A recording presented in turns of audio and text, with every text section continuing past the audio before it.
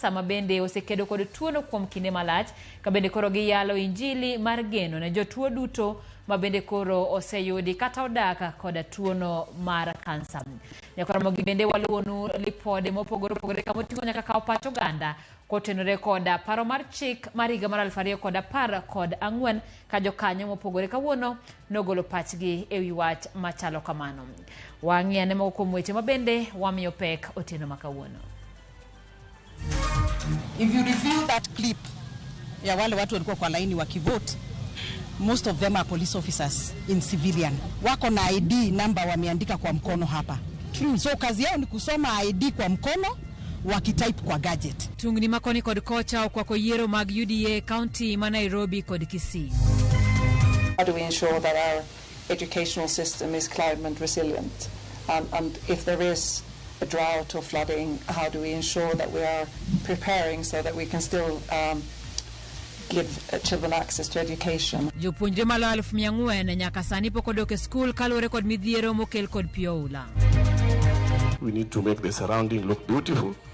So it means that all those people selling timbers there, trucks, should be in Kibos near the industrial park. Boma ma Kisumu lando daraja ohande bepe kod weg loche matingo kuoyo nyaka aluora ma Kibos e chenro mar chano boma no.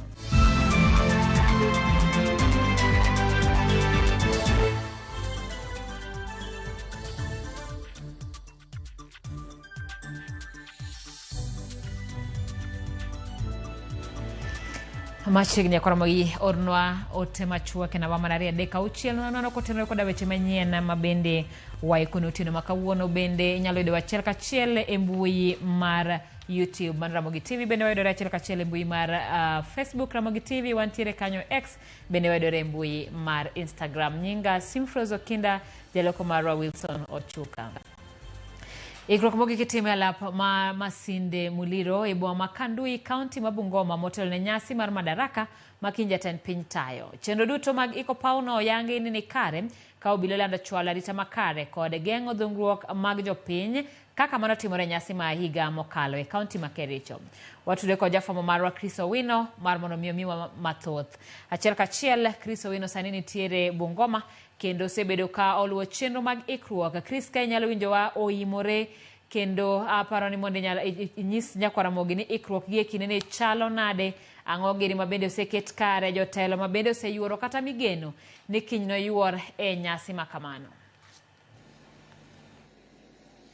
Erokamano Simfros manaka iselero e yo makare wan e alap ma Masinde Muliro Stadium e kar chung od bura ma Kandui e kaunti ma Bungoma kama odiochieng' makiny kaka iselero ne Nyakwaramogi nyasi mar 61 mar Madaraka Day mar dhialo odiochieng' mane piny Kenya yudo loch ma iye mar atayo weche ne mag pacho kae ma ok ochune kod Ombogo Jarachar e higa mar 1963 e kinde mane jo Kenya oyudo thuolo mar tayo chenro mag wechegi mag telo kaachiel kod wechegi mag kowuok e lwet Ombogo Jarachar. Koro odiochieng' makiny en dhialo nyasi makamano ma dhi chopo nyasi mar 61.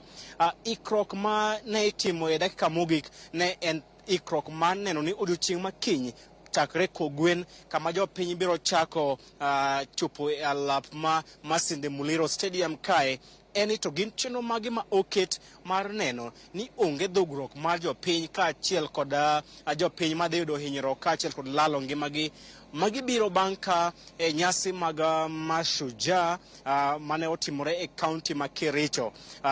Ji ne oyudo hinyruok bang' kane jopiny ne laro do ot madonjo e lap kama ne nyasi mar Mashujaa timore e kaunti ma Kericho. Kane watwa kod jatend obila e kaunti ma Bungoma kaachiel kod tend loch nanga e gwenge mag Imbo mar Kenya, ne gileronwa ni mopogore kod alap ma Kericho Green Stadium mane dhano mang'eny owito ngimagi, alap ma Masinde Muliro dhi bedo kod rangeye adek manyiso ni jopiny ok bi tiyo kod dhoot achiel, gino manyalo kelo dhungruok kaachiel kod hinyruok mag jopiny. Jopiny biro yudo thuolo mar tiyo kod rangeye adek madonjo e pauni. Kendo gima gikwayo en ni jopiny omond nikech pauni kod thuolo matis mar ting'o ji maromo 12,700 kende momiyo jopiny madwaro chopo kae onyisi mondo chop chon chakre saa 11 nyaka saa 12:30 mar neno ni gikawo kar bet margi yo makare ma onge chochni moro amora. Ka obila bende okwan kik ti kod teko mathoth sando jopiny kaachiel kod jofwambo kaka ne onere e kaunti ma Kericho. Kopogore kod mano bende en gima nitie ne tend obila owacho ni giseketo arita mamalo mar neno ni chenro ni odhi e yo mopie, chenro ni odhi e yo ma nyangafu ma onge chochni moro amora. Kama bende ema dhi bedo nyasi ni mokwongo e gwenge mag yimbo mar Kenya bang' nyasi mag Mashujaa kane otim mana e kaunti ma Kakamega.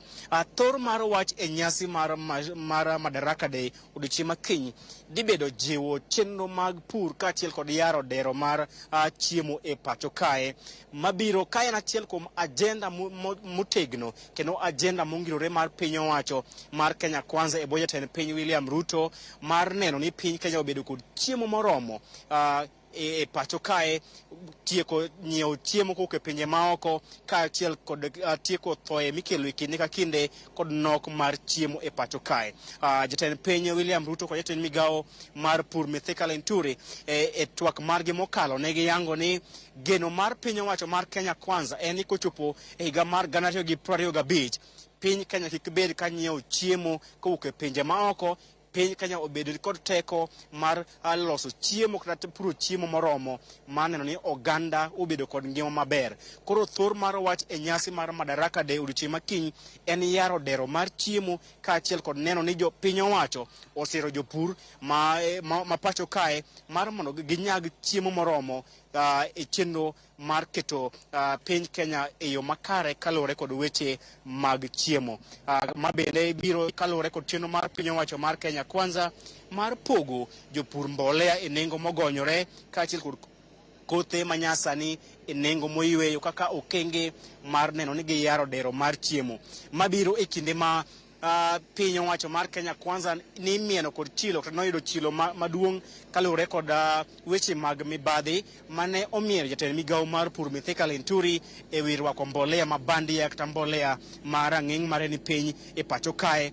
Gino mane omiyo jopur ogolo ywak margi ka giwacho ni kalure kod biro mar mbolea mabandia e pacho kae mane dhi duoko okenge ma piny Kenya osegoyo e yaro dero mar chiemo e pacho kae. Kendo ne gin kod geno ni jatend piny William Ruto ne dhi kawo okang' mager ne apisas mag sirikal mane orwako mbolea mabandia e pacho kae.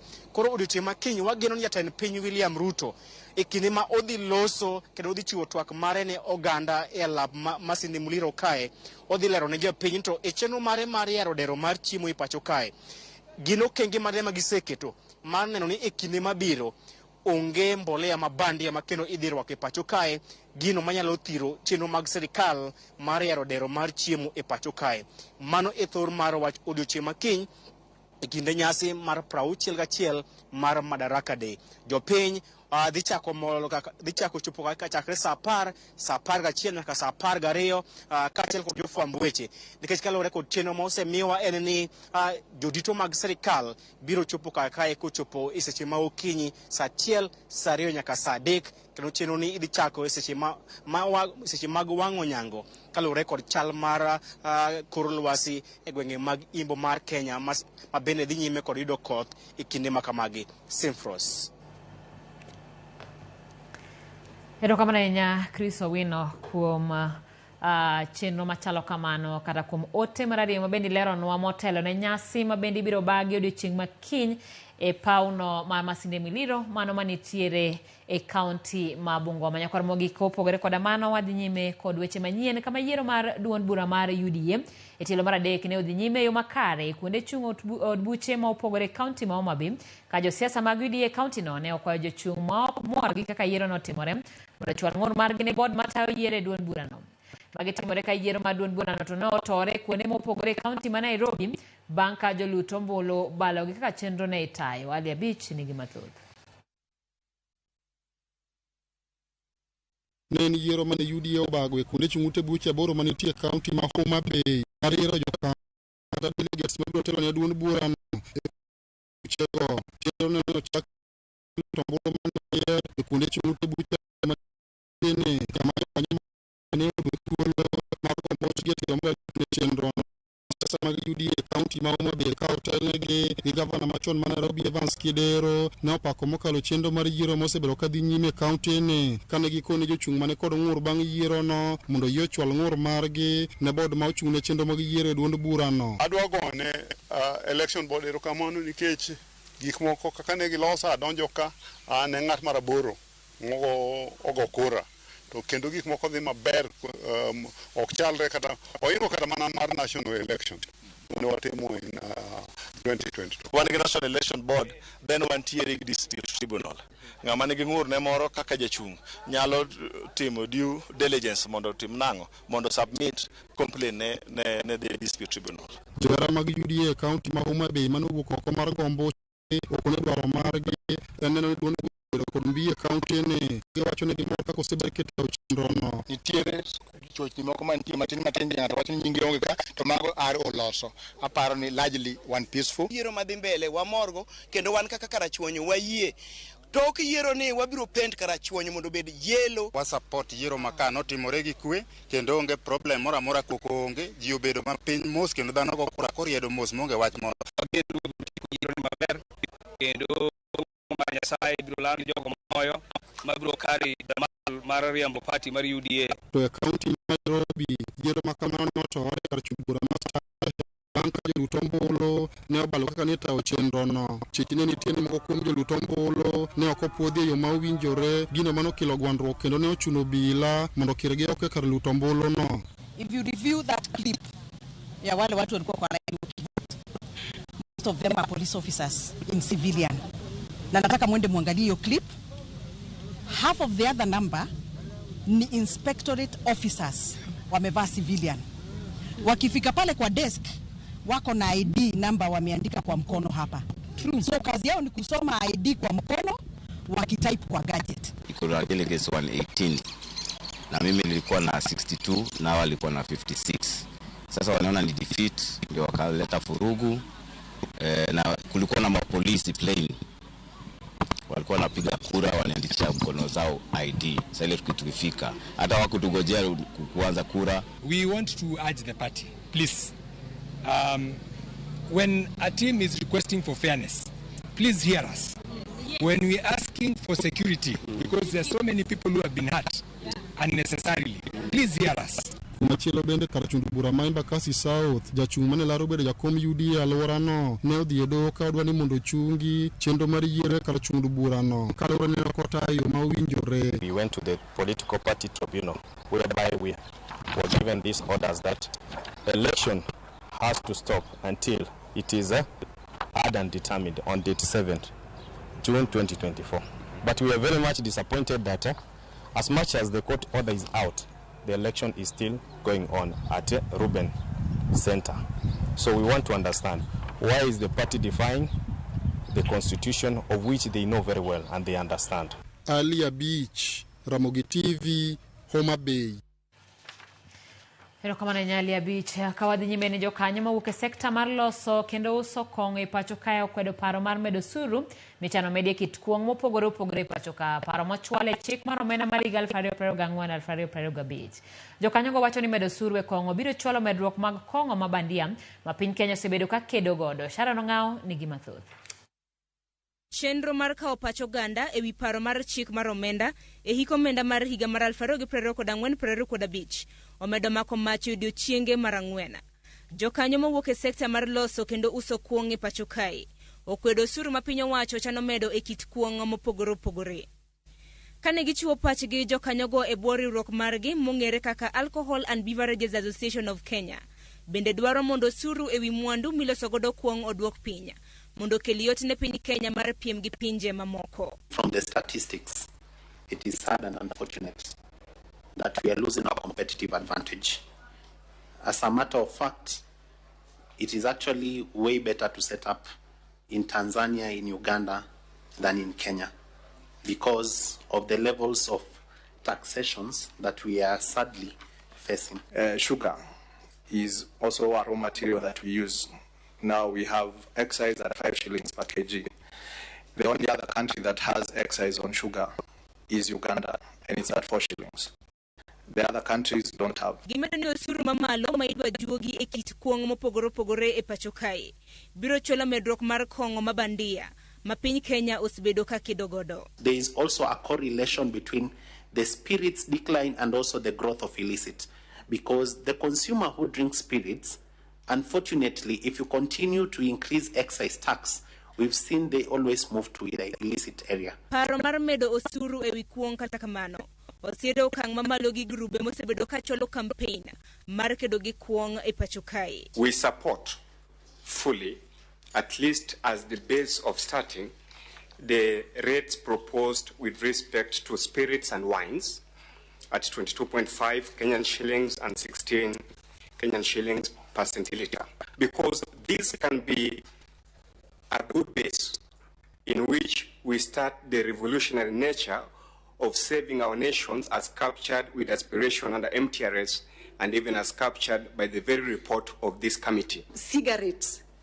or smoking tobacco products normally are the gateway even to the other hard drugs, including weed and heroin and cocaine and all that. So because tobacco is a legal product that is legally traded, then the issue becomes how to regulate it and control it. Jodito mawuok e sekta mamoko bende omedo kwedo osuru midwaro medi e mwandu ma pacho kae. Magiwacho ni biro medo ting' mapek ne jochul osuru. Truth be told, today we still not profitable. We are selling our bikes at a loss just to be able to reach a critical mass whereby we are able to do more of this locally so that our initial prices come down and we're able to pass that price reduction to the end user. We request that the VAT exemption on the bioethanol is reinstated so that as a business we are able to see some level of predictability. Kamiti marod bura maduonga pod biro dhi nyime gi kawo pach jopiny e dwaro mar omenda maromo siling bilion 323 michano chwal godo budget mar hik omenda mar higa mar 2024-2025 machako dwe mar 7 mar higani. So far we've received more than 500 written submissions. We've had a discussion with the different sectors, and I'm happy that this exercise is really open to the public and has been really discussed, and that is the complexity of lawmaking. Sharon Ongao, Ramogi TV. Doho maduong' mogik mopacho ka choko yiero mar jaod bura ma Magarini Harrison Kombe mane obagi tarik 9 mar dwe mar 8 higa mar 2022. Jang'ad bura Smokin Wanjala, Joki Ndung'u kod Mohamed Ibrahim ne choko yiero mar Kombe mane ochung' kod otiko mar ODM ka giseni yiero mare ne ok otim e yo ma uyanga. Jong'ad bura adego bende ochiwo chik ne IEBC mondo land kom od bura ma Magarini nono kendo land chieng' ma ibiro nuoye yiero kaluwore gi chike matayo yiero e pacho kae.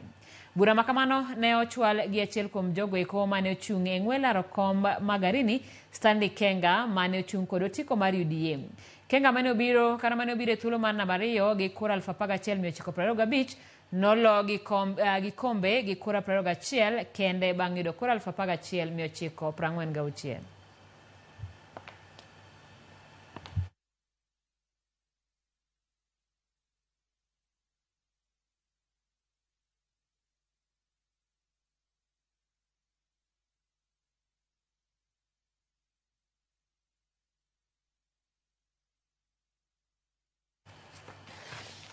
Sirikal mar Kenya Kwanza okwedo weche mosebedo ka liekore ne gi juang'o jatend piny mane osedhi rutaya Uhuru Kenyatta. Jaloso le piny owacho Isaac Mwaura wacho ni sirikal mar Kenya Kwanza dhi mbele kod chiwo arita makare ne jatend piny machon kolero ni osechulo jatend piny machon Uhuru Kenyatta omenda maromo milion 48 maromre kod osara mar higa achiel ka achiel kod omenda mabalang' michule dwe ka dwe kod okumba mar thieth bende miye kod familia mare. Mwaura bende wacho ni jatend piny machon pod nitiere kod obila mamiye arita makare ka achiel kod jotije maderom 33 matiyone. Kanyamburko bende nitiere ma omiye kaka chik yango. President Uhuru Muigai Kenyatta has received a lump sum payment of 48 million Kenya shillings, equivalent to 1 year's salary for each of the 2 terms he has served. 48 million. Additionally, he receives a monthly pension of 1.6 million Kenya shillings and monthly allowances actually of another 1 million shillings, so that's a total of 2.6 million. He also benefits from a comprehensive medical and hospital cover worth Kenya shillings 20 million for both local and overseas treatment for himself and his spouse. Importantly, all these benefits are exempt from tax. He is entitled to 2 new cars of his choice that should be replaceable every 3 years with an engine capacity of at least 3,000 cc. A retired president is entitled to about 34 staff. The office of the third retired president already has 33, so they have one more slot that they can ask for because they are the ones who supplied the list of the 33. On top of the 33 staff, the former head of state continues to enjoy VIP protection, and all of his homes are well and heavily guarded by the police. Jatend piny William Ruto kwa apisas mag jolweny mapacho kae ma KDF mane osidhi kondo odiochieng' ma kawuono mondo gitine piny Kenya gitekre giduto kaluwore gi singo mar muma mane gichamo.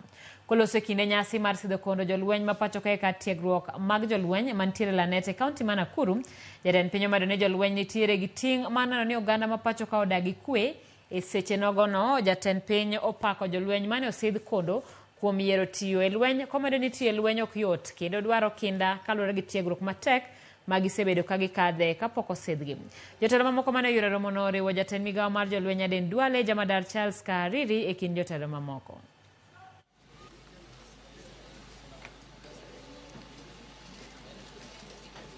Each of you standing before us today has endured thorough training that tested your limits and pushed you beyond what you thought was possible. By excelling in grueling military exercise and meticulous work, you have demonstrated physical, psychological resilience, discipline and focus, as well as strong devotion to your chosen path. As future leaders of our defense forces, you must bear the responsibility of protecting your sovereignty and our collective sovereignty, defending our borders with grace and fortitude, and living up to your oath of office. I call upon each of you to execute this responsibility with total dedication and commitment, ensuring the safety and security of all our children, our men, our women, and the people of Kenya. Nyokoromogi gikanyo wadoni mondo wakau yueyo mokwongo chenro en maro imore sa dek gideka prero koda dek aneno kama kuom ote odonjo kae ma wino janabi kane yani Masai pachana jatan piny kiny oland ni financial bill ma 2024 okethi manoparo mar janabi anoluoch John kawuok kanyidoto mariwa Ramogi TV mol mayom. Bende owacho ni ogomo sene anyuola kod jomoko mabende kata wede manowito MCA machon Lawrence Obonyo okwayo mondo chunye oyue kama yom. Eriko Demo kaya chungi kanyamkago Lydia Mosnaudis Simfros Mosnaudis adika woda lego modak Othoro Mia Nambaruto mondakone wach osuru oromoji rokomana nya kwa Ramogi wadwani mondo wakau yueyo machuok pod wan gi weche mathoth kikidhi mabor.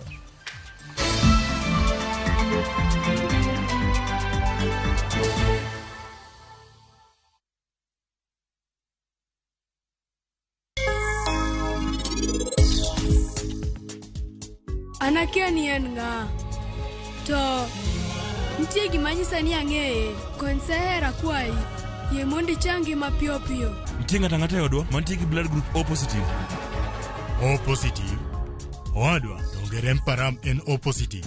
Mia ne ofungu mar gari an bende nyaka ne nyathino bende ni nyathi ng'at moro mano koro e gima chanda ni nyathi ma wan godo no nyathino en nyathi ng'a to en ang'o momiyo gino gideo nyathino. It's time to strike back. Radiant Spray strikes in seconds for instant kill. Kills all doodles dead. From SC Johnson, a family company.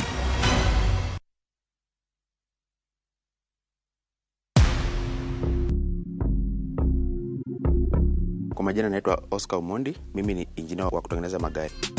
Shabiki nilisikia katika radio na pia kwa mtandao wa kijamii. Niliposikia shindano ya jackpot niliamua kwanza. Nimekuwa nikipata 9, saa zingine 10, lakini huwa sikufi moyo. Kwa bahati mzuri nikapigiwa simu kwamba mimi ni mshindi wa bonus. Mara ya kwanza sikuamini, venye nilielezewa niliambiana mpaka nione message ndio nitaamini. Naweza ambia kila mtu hapo nje, marafiki wangu popote walipo, wacheze Shabiki, watakuwa washindi. Shabiki Super Jackpot ni time yako. Mina dai wote twende hivi. Not for persons under the age of 18. Shabiki.com is authorized and regulated by BCLB license number 587. Are you ready to turn your Skiza tunes into cash? Dial *487 *3#. Choose your favorite Skiza tune, confirm, and enter to win big.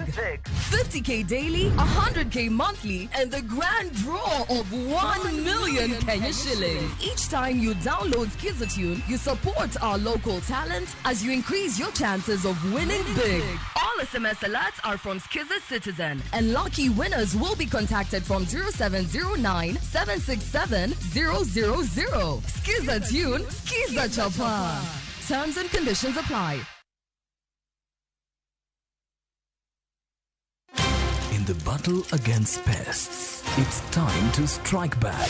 Raid Spray strikes in seconds for instant kill. Kills all doodles dead. From SC Johnson, a family company.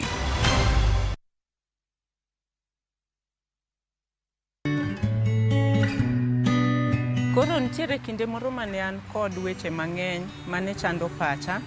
Ne an kod parruok mang'eny e ngimana nikech naonge kod tich, an gi nyithindo matindo. Koro abedo kod midhiero mang'eny ni ere kaka nyalo konyora.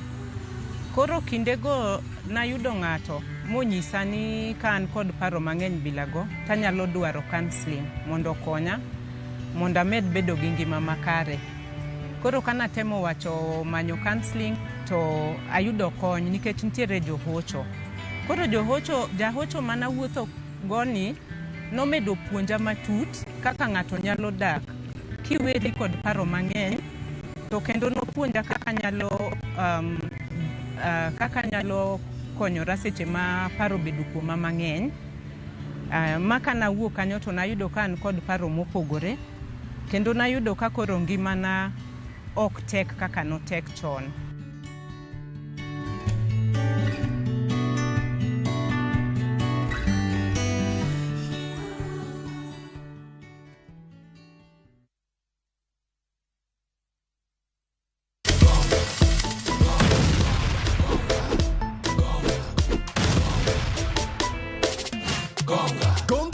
Ushinde chapa in seconds. Ni simple. Ingia gongagonga.com, register, deposit, wekelea stake yako na ugonge mamili. Game sasa iko in your hands. Cheza na pesi yako. Cash out winnings at your own time. Gonga ushinde sasa. Hairuhusiwi kwa walio chini ya miaka 18. Imesajiliwa na BCLB number 359. Gonga.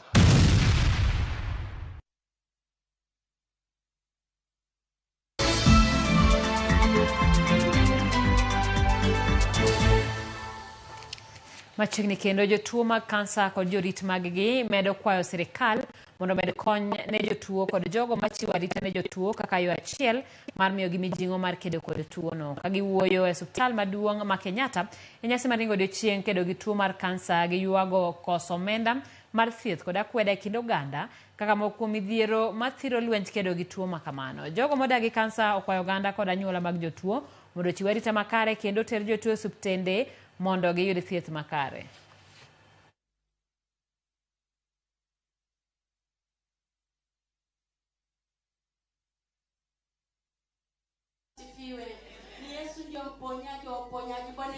But I want to go and encourage the people, the ladies at Kenyatta. So this is a special... It is true that the places or the cancer facilities are still few. It was worse then. When I was going through treatment, there were only 3 radiotherapy machines in the country. I was treated at Kenyatta Hospital because I couldn't afford the private ones. But today, at least they are a bit spread. The thing is, it requires more people in the government to listen and to take it serious, because cancer does not choose. It can attack anybody, whether you are rich or poor. I remember 12 years ago, the budget here, Ministry of Health for cancer was only 300 million. That is the cost of one radiotherapy machine then. Does it help? Very difficult. So if they can be more sensitive and listen to us who have walked the journey, perhaps they can put more effort. They should not wait until they themselves are afflicted or their loved ones. Kapodo tenre koda tuo mar kansa, wayudo ni tuo mar kansa en namba 3 kuom gigo makelo thoe mathoth ne jo Kenya, gino maketo pek maduong' ne migawo mar thieth e temo kedo kode. Kata kamano kuom thuolo machuok mosekalo, lony e yore manyien mag kedo kod kido mopogore opogore mag tuo kansa osekelo fungruok ne jotuo nyalo yudo thieth e rang'iny mamalo e pacho ka. Motelo n'odiechieng' mar ringo jotuo mag kansa na loso kod moko kuom jotuo mag kansa kod jolony e wi dak e yo makare kod tuo mar kansa.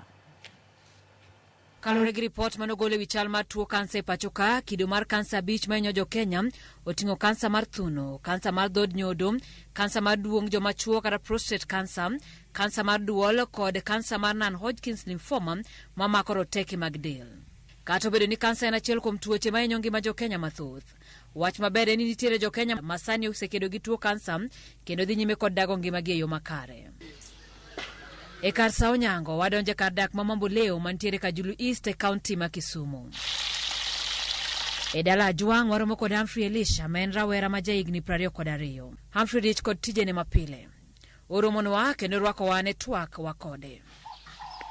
E higa mar 2018, Humphrey noyudo kod tuo mar kansa, kido mar non-Hodgkin's lymphoma stage 4, kane en jahigni 17. Safar ni ok en safar moro mayot, ne en safar moro matek. Nikech kane pok oyudi tuo, ne chuno ni familia na nakati gi pesa makae gi kacha, gi ologo pe mekaola, mondo omany godo tuo ni, mondo ng'eni en tuo mane. E osuptende ma Kisumu ka watemo Jaramogi Oginga Teaching and Referral Hospital, to nokoyudi. Koro bang'e mane daktari moro fuarowa Aga Khan Kisumu, tema daktari no wacho ni ati no suspect ni onyabedo kansa. Humphrey lero ni ne ok en gino mayot winjo ni kaka otinno tuo mar kansa omake. Ataro kod joma no paro ni kansa hinyo mako. Sama nonyisa ni an gi kansa stage 4, nabuok ahinya. Mana penjra ni to ere kaka yude. Nikech gini wang'ega ni ne mako e kinde mane nwang'e ni mako ma jo pesa. Koro nan gi buok ahinya, to jo familia na jo siepe ga nyisa ni oria oya magima Nyasaye oingo ibo bet mana maber, to lakini nan gi buok maduong' ahinya. Kuom hayo maber noyudo thieth maduong' mar Rufaa mar Eldoret mantiere kaunti ma Uasin Gishu. Kata obedo ne ok en gima yot, sir mar anyuola kod osiepe nokonyo Humphrey e gayo lit mar dak gi tuo kansa. Support system na osebedo familia na gi osiepe mamoko. E familia na negi chung koda ndalo machako bet gi tuo. Financially negi manyo finance, chiemo, negi ng'iyo ni onego nabed on diet. Negi chung koda in terms of pesa, advices. Nikech tuo ni kana yudo, ng'eni kana yude, onodhi gi pacha. Mana kaka kido mathoth mag kansa, tuo mar non-Hodgkin's lymphoma ni bende jolony pok oyango gima kele, kata obedo ni thoth ne itude kod DNA kata nyinyo mag del kowuok kuom anyuola. Koro negi kuongo ng'iyo lineage mayae gi genetic factors. Kipenja ni bende nitie ng'at moro amora mane nigi kansa dalawa, to onge ng'ano sebedo ga godo. Higni 6 bang'e, Humphrey wacho ni odhi maber, mak mana nyaka one laktar kinde ka kinde manono chal mare ne tuoni. Gie sani Humphrey lero ni ngimane olokore, kochakore chiemo mochamo kod orako ma onyalo timo. Gisani tasechango, nikech ndalo cha the limbs kaka korka ng'uta koni negi kuot. Koro gisani to gionge, sani life na ber, anya wuoth, anya ringo. Anya timo exercise moko matin, but tije moko matek ka ema pod ok anya timo. Mpira gini ka mago nadhi aweyo nikech seche moko gidwa ni dhi goye nikech seche no attack the lymph nodes e groin kae achieki kanyo koro ing'eni ne po inyapo kane dislocate ng'ato ne nyanyoni to by then no can physically fit nikech yedhe then the immune system no bedo weaken gi disease no. Gik moko kendo kaka nonyisa ni gik moko monego ni ok ber ka donje ka tiyo gi yath gin gik moko kaka drugs kong'o gine nikech gidhi medo weaken the immune system. Then ti chiemo moko mana weyo gi soft drinks moko kaka soda mago nadhi aweyo, ring'o mang'eny mano nadhi aweyo nikech immune system dwaro a lot of vegetables, salad gine gi kienyeji gine gi yeah. E nyasi mar riwruok mar Kenco mano bagi od thieth ma Kenyatta kawuono motelo ne odiochieng' jotuo mag kansa mabiro bedo chieng' Jumapil waromo kod Rose Adero mano tony ne tuo kansa mar dhod nyodo. Rose yango ni ngima no bedo ne matek kaluwore ni kinde machien lony ne tin kendo oganda mathoth ne paro ni kansa nyiso ni ngima ng'ato koro rumo. That news no kiyot kuoma.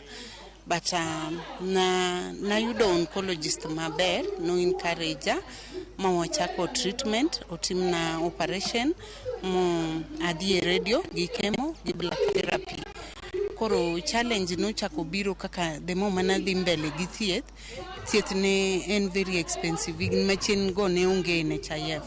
Koro na bedo gi wakati matek ne watiyo gi pesa mang'eny in short ni koro ne wachako uso gik mane wa invest. Kane pod temo rwako tuoni kendo manyo thieth, jaode bende noyud kod kansa mar duol. Kuom ayu marach ne owito ngimane. To kana dhi nyime gi thieth, jaoda bende nitie gi shida mar kor for long. To kana odhi osiptal inyise ni pneumonia. But being na dhi through thieth ne wa share story kaka survivor. To ne gimoro obiro na ni gima chando chuora no nyalo bedo ni lung cancer. Koro na advice no dhi otimne mo check up. Koro kano bi otimne CT scan, otimne biopsy mare no yud ka en stage 4. Ne mosedhi ahinya. Ne watemo, ne wabedo gi wakati matek, stigma gine jamii giwacho ni wachal jomokuong to bahati mbaya na wite higa ma 2018. Koro bang' wite ne ka koro stigma obedo was. Rose lero ni midhiero mosekadho e lwet kansa kamoting'o akwede kind oganda koro miyo kawo ting' mar tiyo kaka nyamrerwa kendo jiwo jotuo mag kansa. An CHP bende miya that opportunity wuothe udi ayudo be joma awuoyo go to you can imagine udi ma wuothe go ayudo jotuo kansa mang'eny to pod gibedo rejected. Iyudo kata jomoko familia okwedo gi gine udi kende gi ineno. Koro chuna ni akawgi au stigie oda nikech ok daka we I imagine gima nakale stigma manakale abet kod gie oda jomoko samoro otek kodwa. Riwruok mar Kenco ma okelo kanyakla riwruoge kod jokanyo e sekta mar kedo gi kansa lero ni kinde osechopo mar manyo jotuo duto manotony ne tuo kansa kendo ranga kaka ngima gi chiedho. We have not had a lot of focus on the 16,000 that survive. How is their life like? How do they get treatment? How do they get support from the various facilities that are out there? And that's why we brought this ceremony here to celebrate together with them, to bring the various stakeholders from the government, from the NGOs, from the partners that have been helping us, to have this conversation, talking about survivorship, how it is and how it should look like, improving access to care, because one of the biggest challenges is how do we get care for cancer. But this conversation today has helped us see that there is hope for us, for the cancer patients and the cancer survivors. Piny ngima biro yango odiochieng' jotuo mag kansa chieng' tarik 2 dwe mar auchiel higani ka jotuo ijiwo mondo many thieth e sama chon mondo gires ngimagi. Kopogore koda mano wadhi nyime kod weche manyien kama jogo manie sekta mar thieth koro kwayo piny owacho mondo medgi osuru e mwandu duto miloso kod ndawa kaka yo achiel mar gayo jopiny tiyo kode kaluwore gi midhiero kod tuoche mokele ngima dhano. Magi ne owacho nyasi mar kwedo tiyo gi ndawa mane obagi e kaunti ma Mombasa kama ne jolonyo koni nonro yango ni kaunti ma Mombasa ema okawo thuolo mar 2 e kind kaunti ma itiye mahinya gi ndawa ka kaunti ma Nairobi ema otelo. Jakom bod mochung' ne gayo wach tiyo gi ndawa Naomi Shaban Kuni odiochieng'ni mane yango pinygi mageto tiego jopiny midhiero mandawa kelo ne dhano to kod rango kaka inyalo ga tiyo kode. Kuanza mapema kufunzwa masuala haya, madhara haya, ni vizuri watu wajue ndio wasiingie kwenye tabia hizo za kutumia tumbaku na bidhaa zake. Kwa wale ambao wanaotumia pia ujumbe huu ni wa kuwasaidia wao kupunguza kiwango kile wanachotumia ili madhara yale ya afya yasiweze kuwapata kwa haraka. Government ikiwa inaweza ongeza ile VAT on all products ya tobacco, ita discourage ile users kwa sababu itakuwa haiwezi kwa affordable kwa watu wengi, na hiyo ndo jambo moja ambalo serikali inaweza ikafanya na ikashirikiana na counties na partners kuhakikisha ya kwamba hii bidhaa isiwe inaweza fikia wananchi wengi. Tukienda kwa kichwa ina increase risk ya stroke. Tukija hapa kwa kifua ina affect lungs, ina cause lung diseases, heart diseases. Tukienda huku chini kidogo mambo ya wanaume ile pia inapungua. Shule tuna changamoto kubwa kwa sababu hawa watoto ndio wanaotumwa madukani. Tushafanya tathmini hapa, tushauliza watoto wengi wanatumwa na wazazi wao wapi? Madukani kununua. Wengine pia wanatumwa, wameshasema kwenda kuwashia sigara.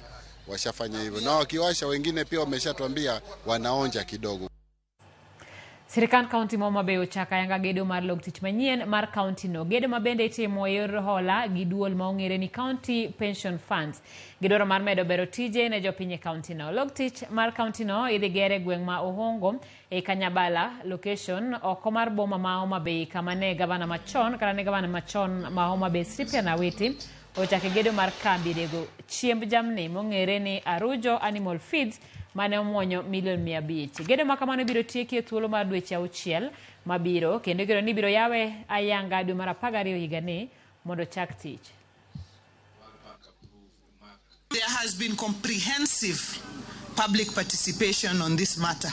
We have met with the communities, we have spoken about it, there is nowhere where we haven't gone in terms of discussing with the public where we want to go as far as the county headquarters is concerned. In December, we are going to be back here, and this time it is not going to be this way, it is going to be different. We are going to be back in a different place when we come to do the official opening of our new county headquarters. This partnership is aimed at fostering sustainable development and improving the lives of the residents of this county, as well as improving service delivery to the people of this great county. Our people need to understand that no law says the headquarter for the executive or the headquarter of the county must be in Homa Bay town. You could have taken it to Rangwe,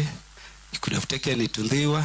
I made a deliberate decision to join you, Your Excellency, because you chose that it would be in Homa Bay town constituency.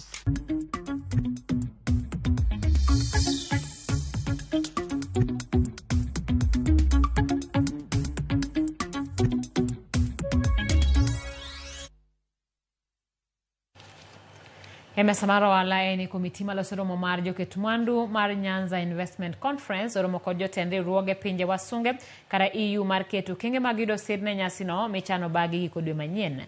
Romo no ng'iyo mar menyo chenro mopogore mag ohala e alwora mar Nyanza moting'o ohala mar nam, pur, thieth, somo kod kunyo mwandu mag lowo. Komiti no kotelne kod jatend migawo mar tudruok Eliud Owalo wacho ni gise goyo kwan chenro go mag dongruok kendo koro gidwaro josir ma pacho ka kod mawuok pinje maoko.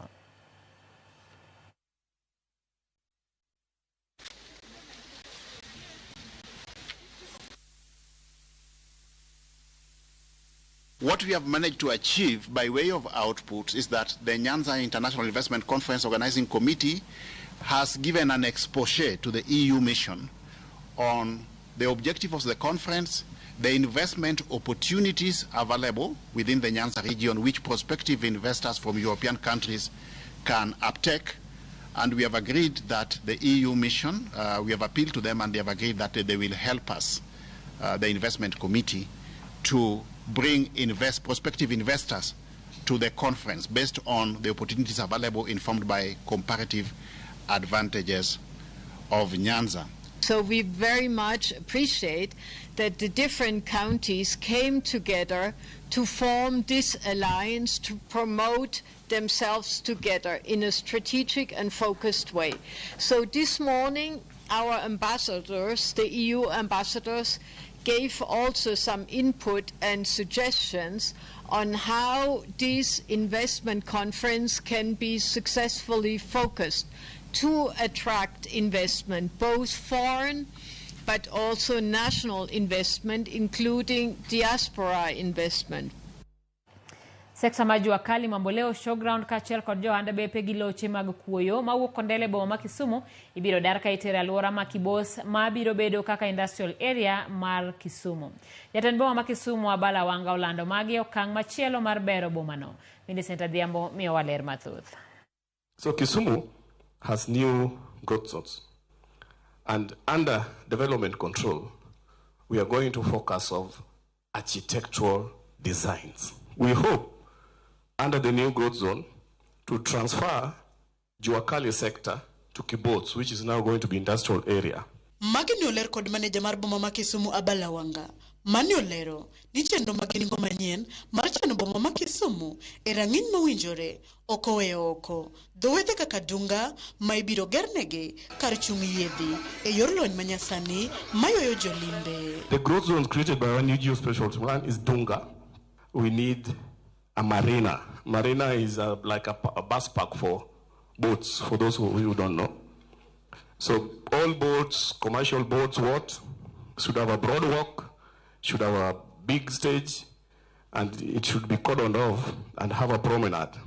Ewimano omedo ni kuonde dak kaka Tomboya, Moscow kod Manyata Arabs ibiro gero lony manyasani mondo gichop e ratil mag kuonde dak mawinjore obede e chuny boma e seche ma mamboleo to biro dong kaka kar tuke. We need to regenerate Moscow estate, upgrade Tomboya. Those are very good estates. And when you come to Mamboleo, the showground is not adding value. It's a land wasted. They just do a show every year, once in a while, and it does not help the county with anything. So we can take them to agricultural area in Kibos near Chiga. They can be growing fruits there and mboga for the year. So Mamboleo is going to be a sports area and a commercial center. Bende olero ni kuonde dak kaka Ondiek ibiro gol kendo ruchoko mar boma ka Kondele biro dong kamo labro dhi e nyime seche 24 to mondo mano timre nyaka bimed lose maler. The problem we have with CBDC, we still have Ondiek estate here, which should not be in Kisumu anymore with its station. And then we have the old bus park. So bus stage will need to only have the Jubilee shopping mall there, crossing to the old district hostel, which I requested my governor we should relocate it, but he said, no, we can't, because it serves major parts of Kisumu, but we can upgrade it to a CBD standard. We have the Kondele area, which should be a 24-hour area, so we need to convert it, but still it's not so clean, it's dirty. We need to make the surrounding look beautiful. So it means that all those people selling timbers there, trucks, should be in Kibos near the industrial park.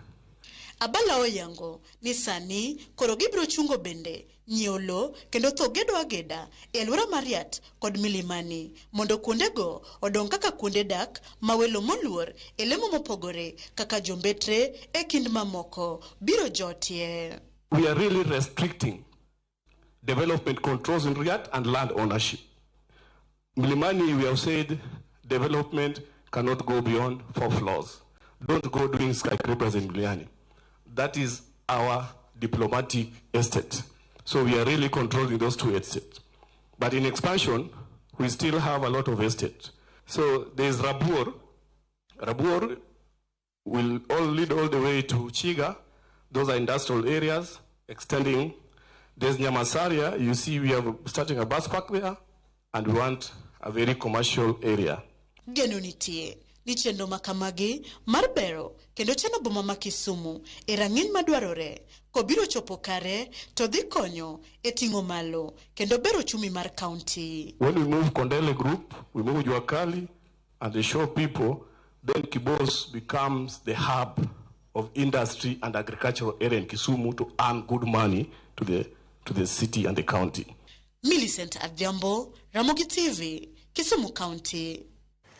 Iluongo ni tich tire kendo geno en ni boma ma Kisumu kuom thuolo machuok mabiro mbele ka biro ruenyo joma ne ong'eye gi kinde machon. Wadhi nyime kama jopith rech e kaunti ma Migori dwaro mondo piny owacho oketi okenge makare mar duoko piny nengo mag chiemb rech kaachiel kod neno ni nyithind rech bende oyudore ma oromo. Jojuma miwa mathoth. Kwan rech ma ipidho osebiro ka medre pacho kae kata bende midhieche mathoth pod thiro chenro mag pidho rech e piny Kenya. Piny Kenya noyudo rech maromo tan 26 kawuok e kuondego ma ipidho rech e pacho kae e higa mar 2023 ka ipimo kod kwanno maromo tan 18 kende manoyudi e higa mar 2022 kaluwore kod lipot nowuok kuom migawo mar pith rech e pacho kae. Kaunti ma Migori bende kwan rech mane ogole kuonde degni ma ipidho rech kata fish pond ne omedore nyaka kilogram 19,588 e higa mar 2023 ka migawo mar pith rech wacho ni kwan omedore. Kata bende ni kwan rech ma ipidho osedhi malo, jopith rech pod ywago nengo malo mag chiemb rech kaachiel kod mano mag nyithind rech. Chiemb rech no is a hectic nikech wan ji anyuolawa wan joma pod don't have pesa manyalo nyiewo go rech gamini chiemb rech. Koro kane beta onego wan gilos kaka wanyalo nwang'o chiemb rech moloyo. Tumeweza kupeana equipment kwa wakulima wetu kupitia kwa vikundi ili waweze kutengeneza chakula chao hapa. Cha pili ambacho tumefanya, tumewasiliana na private enterprises, Diri Feeds for example, ambao wako katika kaunti hii upande wa Rongo, wana uwezo wa kutengeneza chakula cha samaki. So we are trying to encourage local entrepreneurs waweze kutengeneza chakula. Nengo malo mar bech chiemb rech osechuno kata moko kuom jopith rech mondo koro pith rech gi ka gitiyo kod yiende.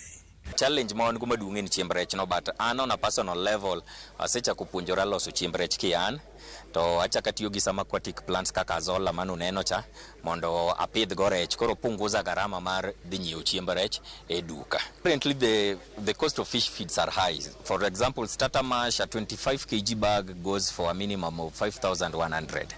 And that is something fish will use within a month. Jopith rech mathoth bende pod bedo kod pek ero nyithind rech maginyalo pidho e degnigi. Capacity margi pod ni piny to demand ni malo nikech nyithi rech idwaro inland ponds gi, nyithi rech idwaro e nam cages ma hatchery ka gomba hinya ni jogo man gi nyalo thuro ka let us wageruru hatcheries kendo ma standard ma quality magolo quality fingerlings mondo mi kik wabed gi situation machalo magi. Apisa maduong' e migano mare kaunti ma Migori Jojo Chola yango ni kinde mokalo yande gin tiko jopith rech mathoth. Kata kamano kwani ne odok piny nikech nengo mamalo mag chiemb rech kaachiel kod nyithind rech. Samwa wuoni chiemb rech idwaro e nam tidwaro inland ka kod dams be wachako to chiemb rech duto wa import from other counties kata from other countries. Nango okang'eyo nikech waonge gi production ka to market nitie madieri nikech en gima ki produce kata sama wuoyo ni wadhi nyiewo tons gi tons kech rech mane wasechiwo nje wachiwo rech 2 weeks mokalo mago man mamiyo joma tere pond to jogi te immediately dhi dwaro rech chiemb rech gidhi chako gi starter mass michako go rech matindo. Kaunti ma Migori nyaka sani tire kod jopith rech maromo 1,300 ma bende dutogi nitie kod degni mar pidho rech maromo 1,780.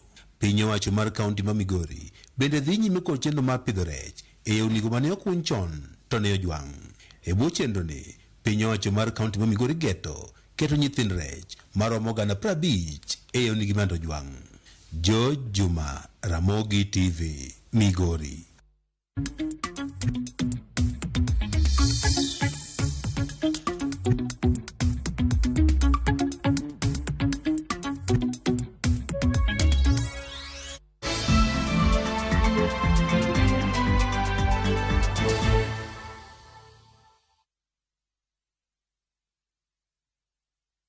Hi there, I'm your new friend Panda from Paokwa. Come along for our adventure today as we take you through the hummingbird tales. Kim and I are going on a camping trip with our Scouts troop. But first, Tilly, AJ, Kim and Pendo will explore some inspiring African stories. we will learn together about Dr. Rachel Masake. Can I ask you what you are good at? Maybe you can draw or run the fastest in your class. The little ones of all ages will continue learning as they watch the best content on the go only on Viusasa. There is so much to explore.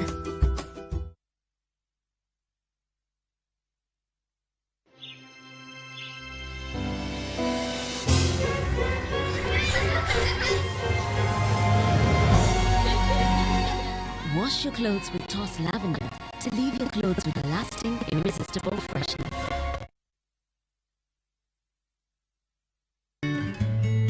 Gocho mar paro en keto maino e fwenyo matut kaka ng'ato winjo. Gik mokaloe kod kata mana kaka otimore. Magi timo gi thoro mar neno ni oyud lokruok makare. Malingling mag ng'eyo e wi ngima mar paro.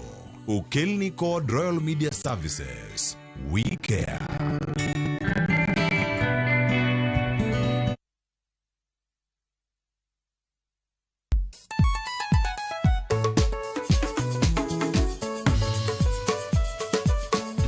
Teacher Beach, kocha kore Samuel. Wakelo ni ngoma mobedo pink design makare.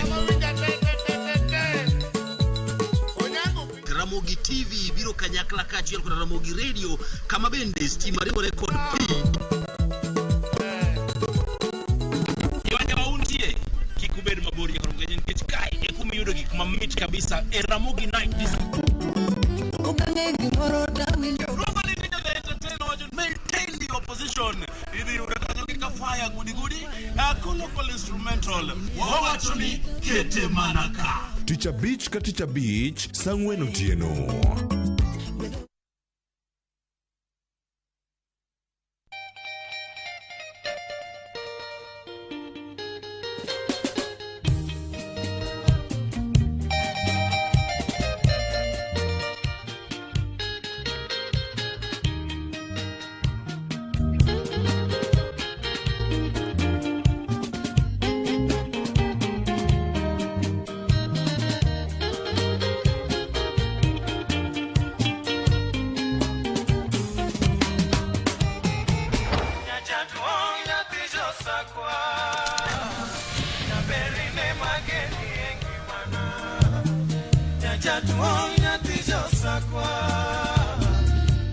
Radio Ramogi, Cartoon Jaluo.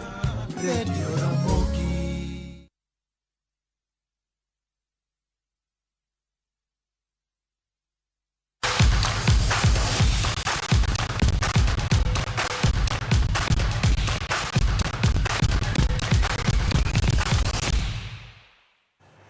Machiegni pautuke Mathare United osudo machiegni gi duogo e lig mar KPL bang' loyo Vihiga Bullets gonde 2-1 odhiambo ma kawuono. Mathare koro ni thuolo mar 2 tok mar Sugar.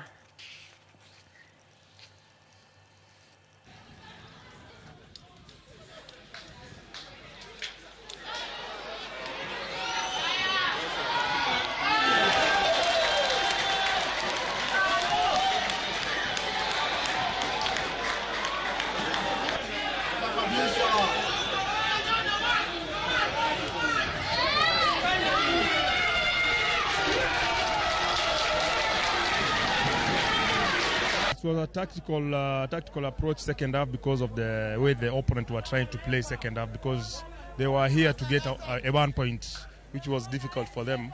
When we did the 2 substitutions, it was easy for us to score more goals. It was a good game. First, we knew the team we were coming to face, Mathare United. They are in position 2 in the league, and we are down there. So I knew it was not going to be an easy game. And given that we have never played in this field before, I can say that the way we prepared to come and approach this game worked for us today. Tim mar adhula mar Kenya Harambee Stars anodhi nyime gi timo ikruok motelo ne dhi e tuke mag laro thuolo mar dhi e World Cup. Captain mar timno Michael Olunga onyiso geno maduong' ni gidhi loyo Burundi gi Ivory Coast e tugo madhi bedo e piny mar Malawi. Gi e kindeno, kocha Firat bende wacho ni moko kuom jotugo ok dhi bedo nikech ok omigi thuolo gi klepegi ka moko bende nigi hinyruok mopogore.